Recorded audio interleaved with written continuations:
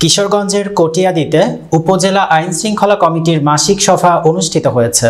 এ সময় উপজেলা নির্বাহী অফিসার মোহাম্মদ মাইদুল ইসলামের সভাপতিত্বে বক্তব্য রাখেন কটিয়াদী উপজেলা বিএনপির সভাপতি ও কটিয়াদী পৌরসভার সাবেক মেয়র আলহাজ তোফাজ্জল হোসেন খান দিলীপ, সহকারী কমিশনার ভূমি লাবণী আক্তার তারানা, মডেল থানার ওসি তরিকুল ইসলাম, প্রকল্প বাস্তবায়ন কর্মকর্তা মোহাম্মদ সাইফুল ইসলাম, আসমিতা ইউনিয়ন পরিষদের চেয়ারম্যান মতিউর রহমান সহ আরো অনেকেই।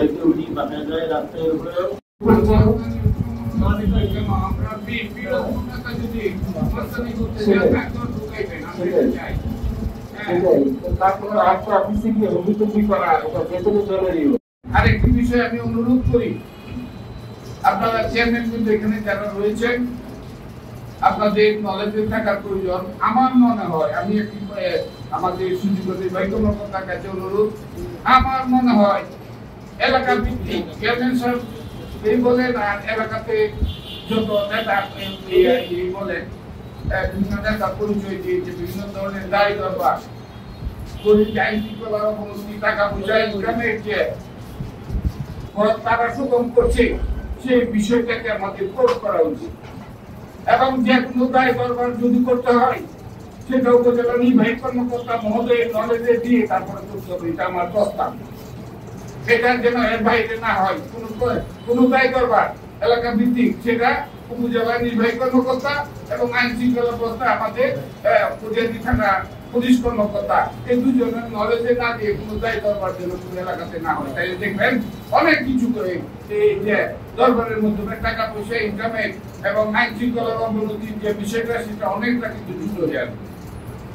তখন একটা সীমাবদ্ধতার ভিতরে চলে আসবে যে দরবার করতে গেলে উপজেলা নির্বাহী কর্মকর্তা পুলিশ কর্মকর্তা দুইজনের অনুমতি লাগবে। যেমন নবীন হইলে বা যে কোনো মিটিং হইলে সেটার প্রশ্ন দল সেটা ব্যবহার করে। এবং আমি দলের দায়িত্ব থেকে আমি আজকে এই আইন শৃঙ্খলার মিটিং এ বলতে চাই, আমার নেতা জনাব তারেক রহমান সাহেবের নির্দেশে দলীয় কোন নেতা কোন চাঁদাবাজি, কোন হুমকি, কোন কারোর উপর অন্যায়ভাবে অত্যাচার, অনিয়ম বা চাঁদাবাজি সকল কিছু বিষয়ে দিতে পারে।